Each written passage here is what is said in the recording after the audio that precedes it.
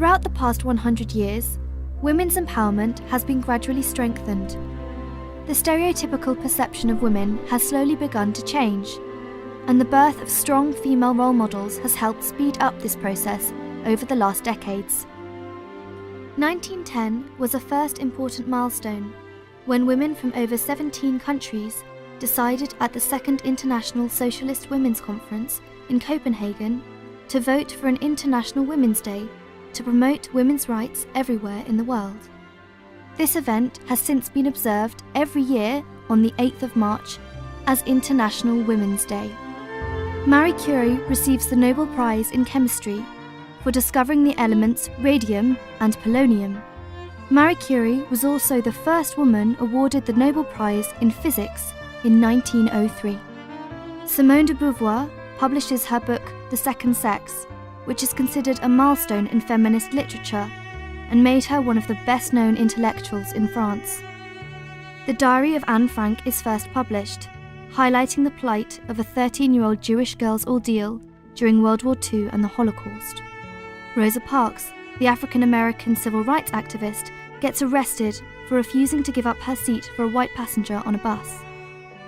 Valentina Tereshkova, a Russian cosmonaut, becomes the first woman in space. Margaret Thatcher becomes the UK's first female Prime Minister. Sandra Day O'Connell is appointed as the first female judge on the US Supreme Court. Pakistan elects Benazir Bhutto as the first female Prime Minister, a first also in the Muslim world. Madeleine Albright becomes the first female US Secretary of State. The United Nations Security Council adopts Resolution 1325, which calls on UN member states and international organisations to actively protect women and children from violence and armed conflicts.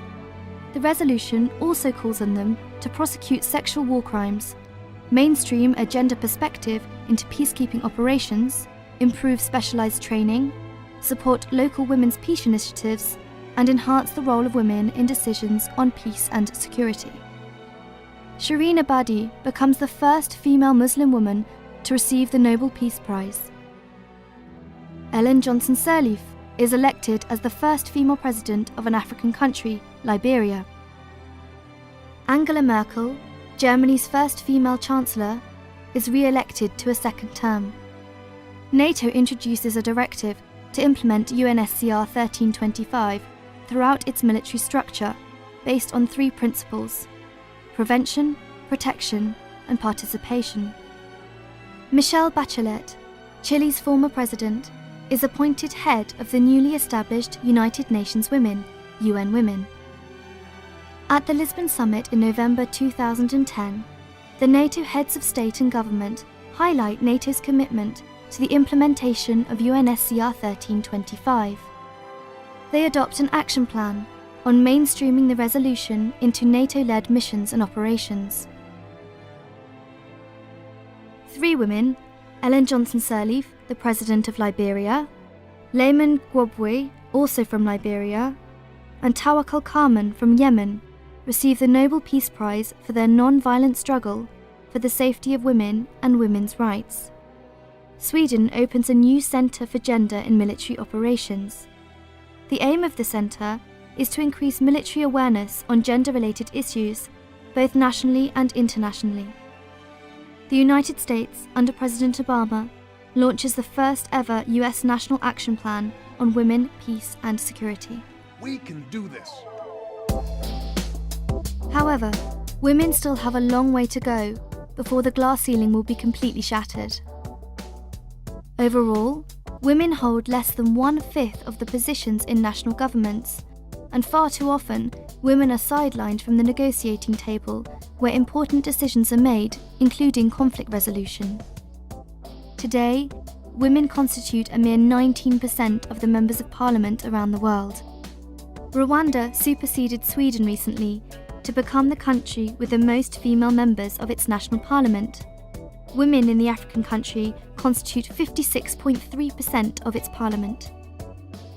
Hillary Clinton said, "We worked very hard on our national action plan, and we did it jointly, between the State Department and the Defense Department, because, from our perspective, It was essential that we have a comprehensive roadmap for accelerating and institutionalizing efforts across the United States government to advance women's participation in making and keeping peace.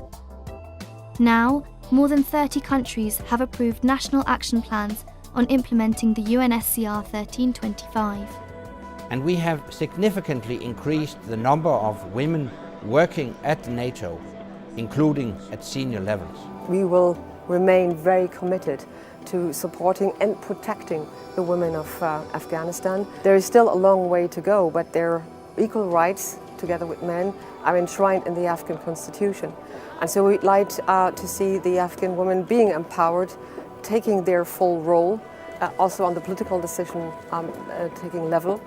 I have agreed with Paul Washer, the minister, that we look at a 10-point action plan that she and her co-workers will left here at the headquarters, and I'd be happy to also transmit that to the allies and to the Secretary General, pointing at a number of very concrete things ahead of us.